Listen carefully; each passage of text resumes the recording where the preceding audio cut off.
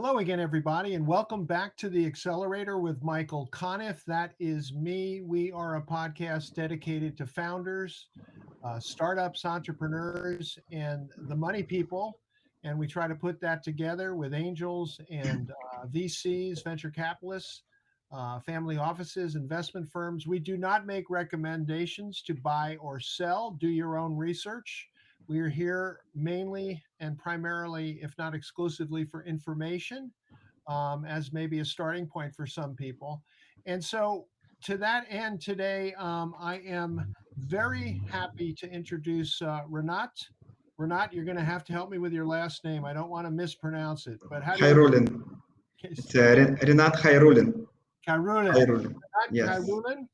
Khairullin. He is in New York City with Starta VC, a very interesting accelerator that helps companies from outside the United States come into the United States and does a lot more than that too.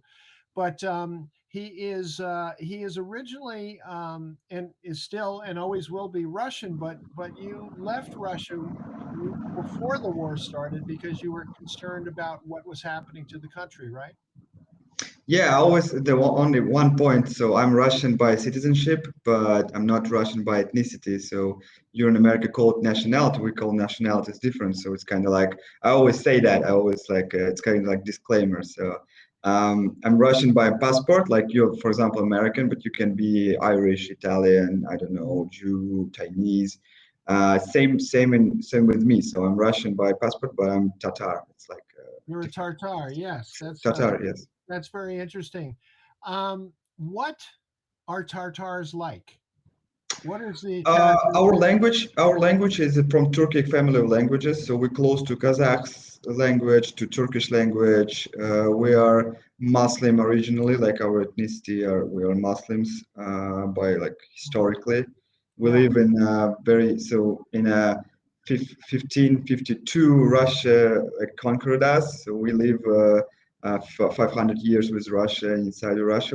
I mean, speak Russian, and we are like very Right. close. I mean, assimilated. We have families like Russian and Tatar families in Tatarstan. So I'm originally from that region. So yes, And why did you leave? I left Russia like half a year ago. So last year we me and my wife, we decided to leave the country. So we considered Turkey, Istanbul, as the first destination, but then it's worked out with Starta, so that's why I'm here in New York. So I didn't plan to move completely to New York City, but it's just came like that. I mean, yes. It's amazing these days. So you're Russian. You were born in Russia, Tartar by nationality, I guess you would say. And yet I contacted you because of Africa. Yes, that's I always try to think of myself as a global person, so I don't like visas, passports and stuff. So I think in a modern world we can do our business wherever we want. We can connect with people, like internet helps us to do that. So we don't need to be in some places or another.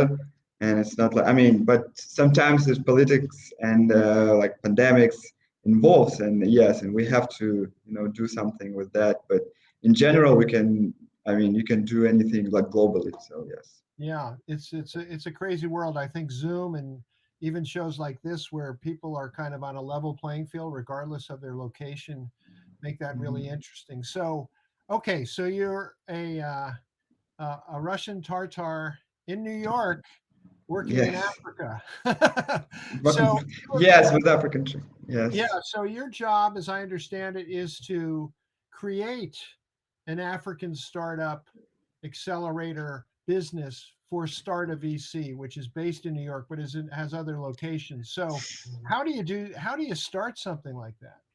So we don't make a difference between the countries or regions. So we are a global accelerator. We help the different international founders to scale their businesses in the US. But with Africa, we didn't have any, I mean, significant expertise, experience on that market. So we kind of, that's why we wanted to make it strategically. So we went there. We don't know market, okay? So we tried it. Like we decided to work there on a startup model.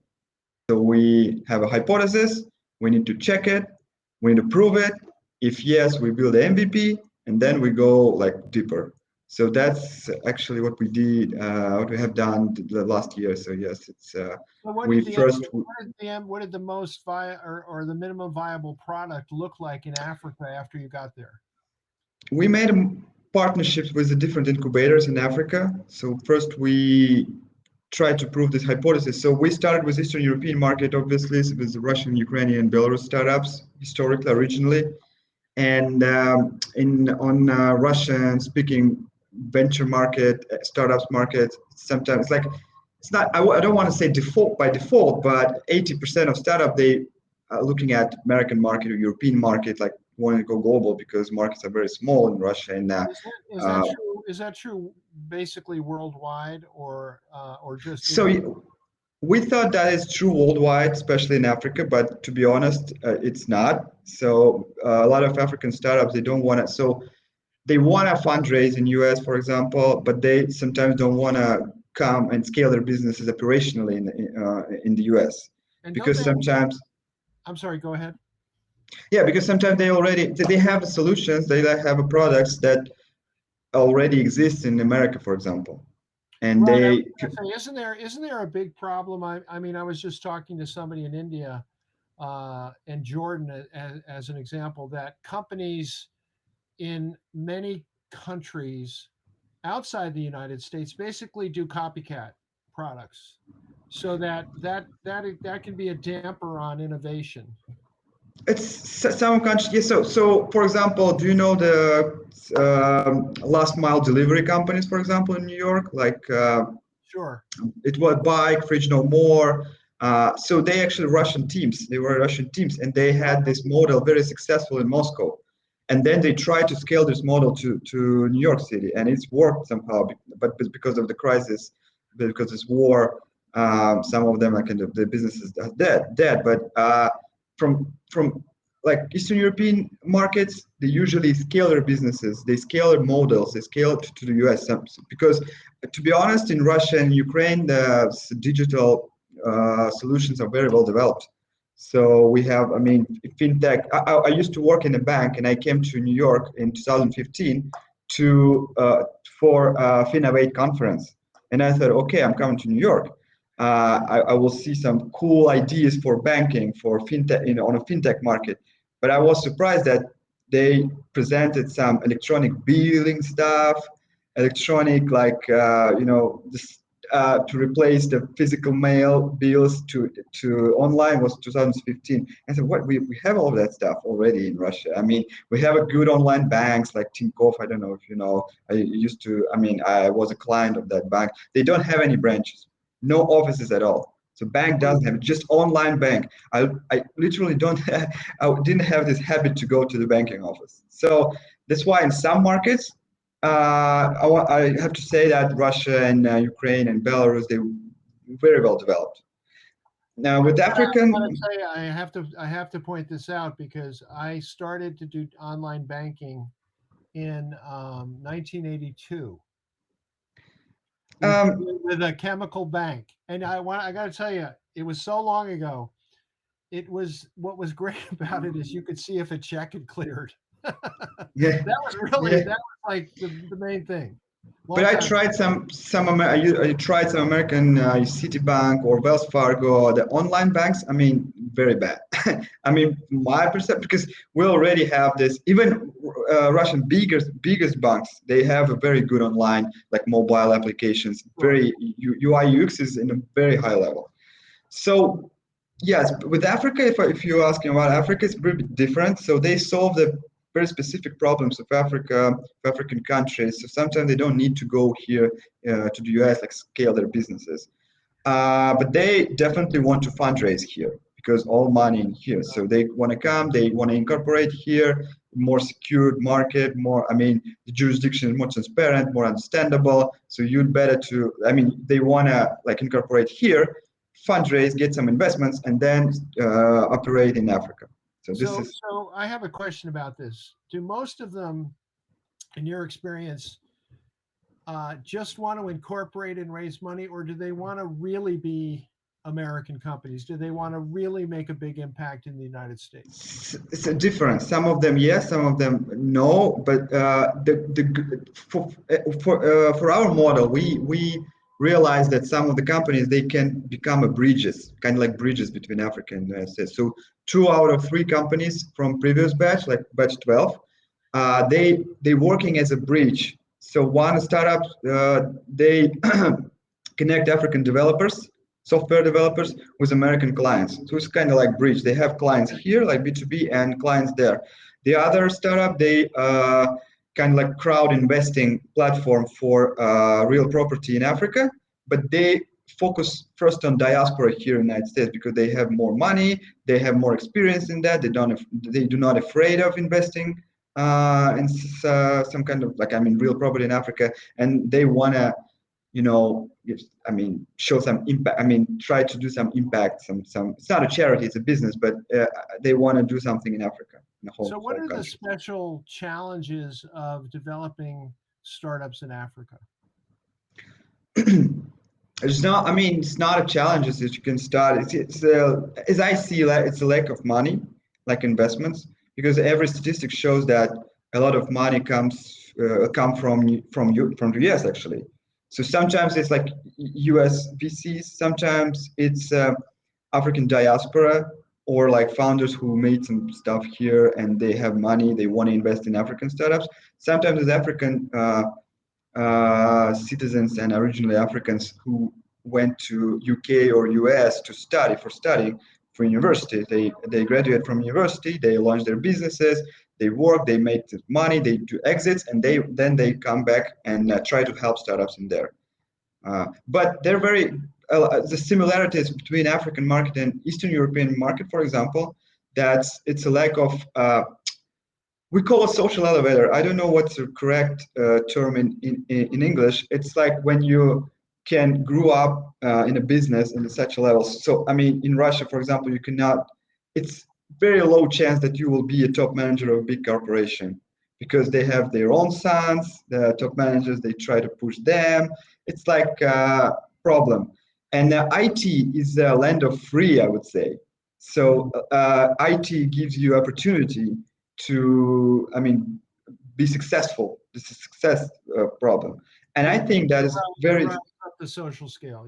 yeah, social, yes. So as I see, for example, in Nigeria, it's very similar with Russia. So IT, so all like bright-minded young people, they try to go to IT because they think that they can reach some success in there.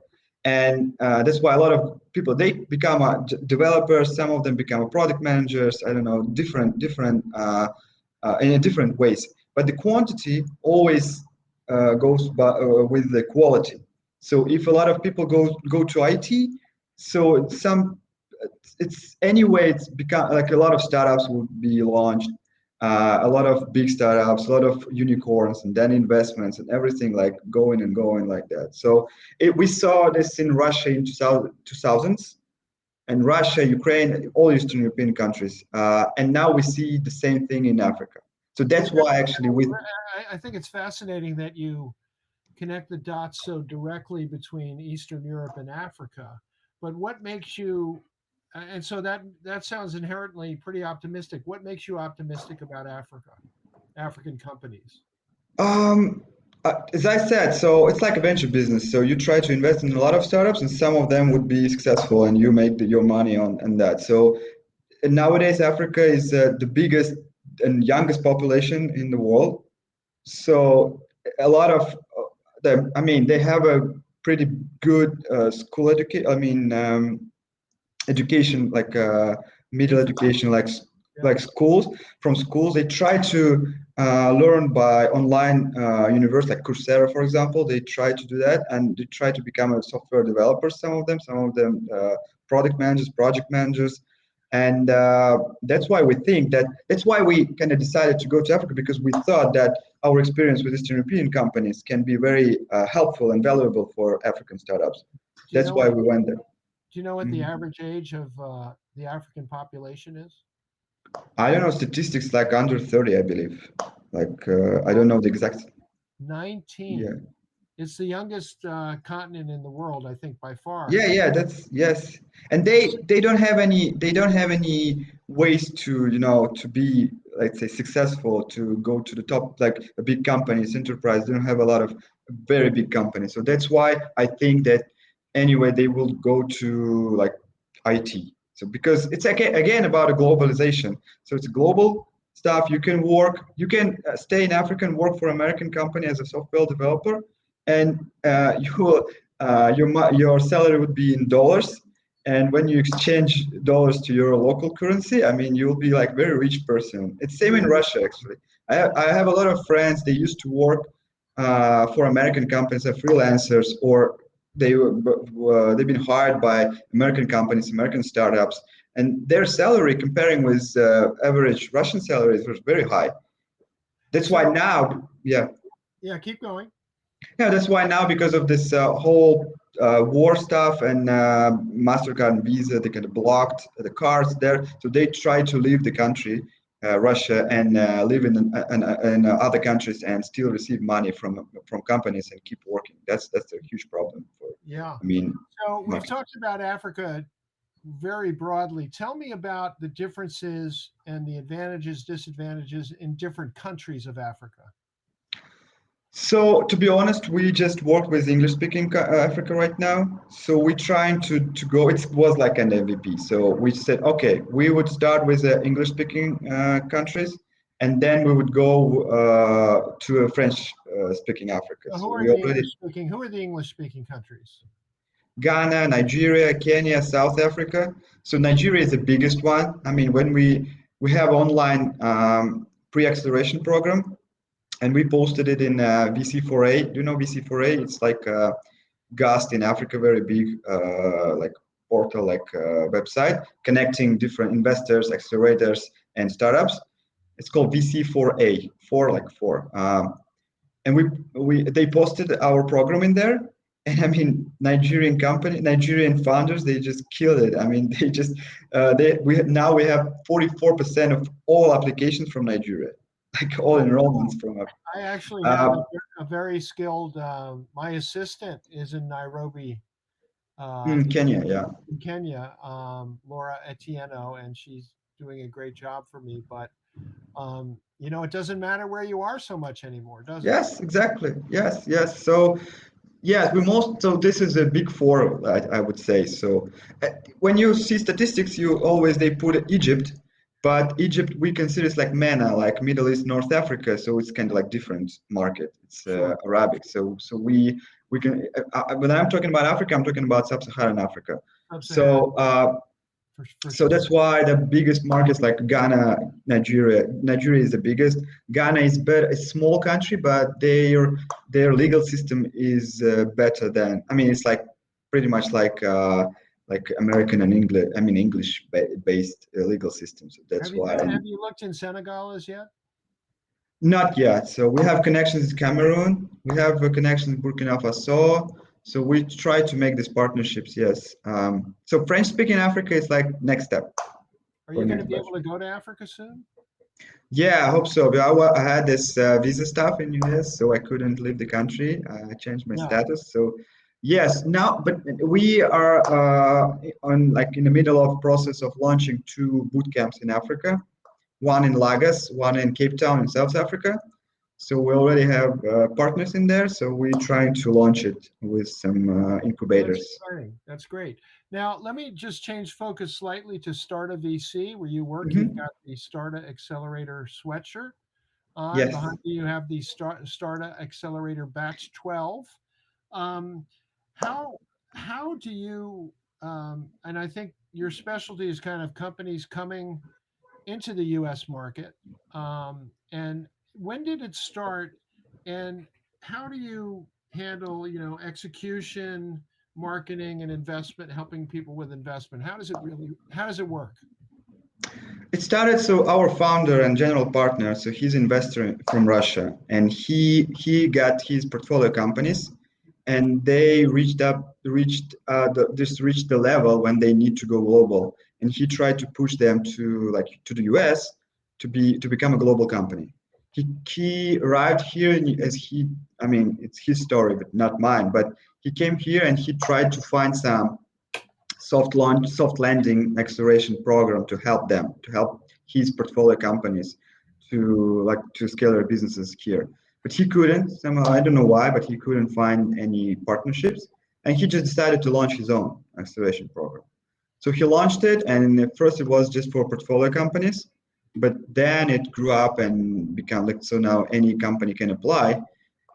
Program is equity based, so they technically become our portfolio companies after that, after like signing. You take a percentage, right? Yes. 4%, is that right? 4%? It's a standard deal is like 4%, but it depends on evaluation of a company. So it's all negotiable. It's different situations. We have a bigger companies, we have smaller, like very early stage companies. We started with mostly with early stage companies. The criteria is they have to have some traction on their home market. So that's how we. It's not gonna be. It's not necessarily have to be very big, but like revenue. But we want to see this proven hypothesis. So we understand, okay, you got your clients, paying clients in your home country. So we understand that you know what you do. You prove your hypothesis been proven, and you can try to prove this hypothesis on American market. So yeah. And what do you actually do to help them? It's like big. So three big things, like three big streams. So first of all is communications. So we have a communication workshops and one-on-one session, and great communication coach. So she's tried to help international founders to to pitch, to communicate, to deliver their message to potential American clients, investors. So it's a bit different. So you have differences when you pitch, for example, in Russia or in the US. So it's very different. And it's the main goal and on the beginning of the program. So we try to focus on that. So that's why we have every week we have a pitch contest. So founders, they can train. It's like a gym for them. So they can improve their pitches every week by week. So we invite different judges, US investors, entrepreneurs, some experienced people. They leave a feedback, they ask questions, and based on that feedback, they improve their pitches for next pitch contest for next week. It's the first thing. Second big thing is US sales. So we try to help them to make first sales. It's a marketing, US sales. So it's about this proving a hypothesis. So if they're able to get some clients, so okay, so that's a thing. So they can try to develop their business in the US. So we have coaches in the sales and marketing in the different ways, and B2B sales. So we try to like competitive analysis, like ideal customer portrait. So they work on everything like that. So to do this, to start sales here in the US. And third, the biggest thing is fundraising, of course. It's usually the last month. We focused on that on the last month. So they already have they develop their communication skills. They try to sell, and they like define their message to clients, and with that they can go to investors. So we try to help them to get investors, and our main goal is so we invest by ourselves, but for us acceleration program is kind of like due deal. So we try to track the company, track the founders, and if we see that, so we call it investment fit. So if they can fundraise, if they have commitment from the other investors and from our network. We never hide our startups. We're really interested we're really interested in getting investments from other investors, from different VCs, angels, and if they do that, we can join the round. We usually join the round. Join the round after someone outside has invested. If they say, okay, so for example, one startup, they need 300K, let's say, and they come to us and say, we have a commit from investor, from angel investor for 100K. We say, okay, cool. We see the market fit, we see the execution of the team, and we say, okay, we're ready to give you extra 100K, for example. And they need 300. And for last 100, we show them to our co-investment platform. We have a co-investment platform with angel investors, and we present this startup, they pitch for our angels, our network. And that's how, and some of angels, they invest through us. So we don't, But that's all. That's after you have made a commitment yourself, and you've had that confirmed. The company is confirmed by outside investors first. Then you angel yes, invest. so the three main points for us: execution. So we track the company, the execution of the team. How do they? I mean, how do they perform? How do they reach their goals, KPIs? So it's usually like acceleration program, and then 3 months follow-on support. With it's like half a year usually, half a year, 9 months. So we still tracking the company, the founders. It's the first one. The second is the market fit. So if they start some sales here, okay, we see okay they have a product market fit in the US. And third is investment fee. If they attracted some other investors, you see, okay, it's kind of it's proof that we can make a mistake. But if we see that other investors are interested in the company, so okay, we kind of made this good decision, accepting the startup to accelerator, and we did a good work. So that's how it works. So, yeah. And then, do you continue investing in subsequent rounds, or what? Do you end up with an exit strategy at a certain point? It's different. It depends on the startup. Sometimes we do, I mean, we join to further rounds. Sometimes we try to exit. It's different. It depends on situation. I cannot say that's the one strategy in that. Yeah, sometimes that happens. Sometimes it don't. Mhm. It doesn't, rather. Yeah. And I love this idea of the pitch contest in New York City every week. That's exciting. Where do people stay when they come to New York? They it's we give some context and connections, but usually they do Airbnb, hotels. Sometimes they find something because we had this idea to buy like a house or an apartment, big apartment, and give it, but it didn't work. Yeah, maybe So maybe before the pandemic, not after the yeah, pandemic. before the pandemic, and the founders are different. They don't want to leave. Some of them are they come to US being a quite experienced entrepreneur. Some of them come with families. They don't want to live in a room with other founders sometimes. So Yes. it's complicated. So we said, okay, we can help you. We provide a relocation note. We have this investment, a small investment. If they need that, it's not mandatory. So some of them say no, we don't want to give extra share. But some of them, yes, we need money for that. So we help with that. And they have to find something here in New York by themselves. Some of them live in Jersey City, some of them in Brooklyn. I mean, it's very different. So Renat is an executive at Starta VC in charge of Africa, but based in New York, from Russia, probably going to Africa not too long from now.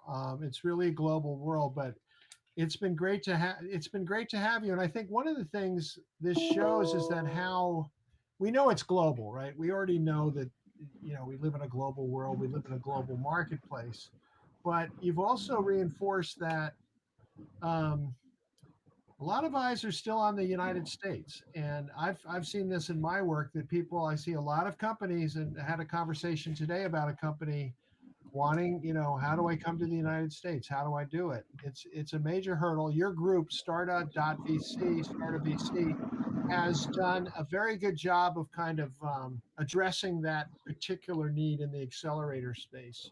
And there are Starta accelerators all over the world now. So it's a pretty interesting concept. But most of all, I want to thank you for being with us today. You've been a great guest. And we will, if people out there are the praying kind of people, we'll all be praying for Ukraine and hoping that Russia hears our prayers too. Yeah, me too. Yes, if you check my social networks, yes, I didn't support that stuff from the beginning. We have friends in Ukraine. I mean, it's not a war of. I was in a protest here in New York, so and I like had discussions with Ukrainians. I mean, people still. I mean, people stay. I mean, it's a political. I don't want to say bad words here, but I mean, yeah, I'm completely 100% against this war. It's like not Russian war, to be honest. It's Russian not interested in that. Russian people, like my generation, my people from my like bubble, I would say, from like IT companies, we're not interested in that. As I said, we want to be global. Whole politics, like latest 10 years was bad. So we are isolating and isolating and isolating. We don't support that stuff. And war is like, I didn't expect that, to be honest. I didn't. I no, nobody. It's like insane. Nobody wanted. I mean, it's nobody interested in that. It's just no good scenario. The war is the worst scenario. I thought it's like a bluff in a poker. Yeah, It's yeah. not like No, I'm with you, but now we can just hope that that Putin's bluff is called. But we want to thank you so much for being with us, and hope you'll stay in touch. We want to hear more about Africa because we yeah, think, particularly sub-Saharan Africa. We yeah. had We a want to we had a guest yeah, we on, want to develop it too. Sorry. Travis Bruffy from LIGO Partners. From he's in London, but he also has taken an interest and made investments in sub-Saharan Africa. So it's a pretty cool spot, and it's really, there's a lot of opportunity, a lot of talented people, which is another way of saying there's I a lot. agree. Yes. Yeah, So yeah, thank you for having me. It was a pleasure to yeah, be in this podcast. Yeah, thank you. yeah. And Thanks. I want to invite everyone who listens to this podcast to our pitch contest or demo day. Check out our website, our LinkedIn, our social networks. Starta.vc, right? Yes, and on Okay, LinkedIn you can I, LinkedIn, Facebook, Instagram. Yes, everything. I would love to do that and plan on doing that. This is the Accelerator with Michael Conniff. We appreciate you coming here to listen to us. We are aimed at entrepreneurs, startups, and founders, and the angels, VCs, investors, and family offices who tend to serve them, and we hope serve them. And it's great to be here with Renat, and we just hope everybody within the sound of our voice stays safe and well. So thanks, Renat, and we hope to have you back soon. Thank you. Thank you very much. Thank you. Bye.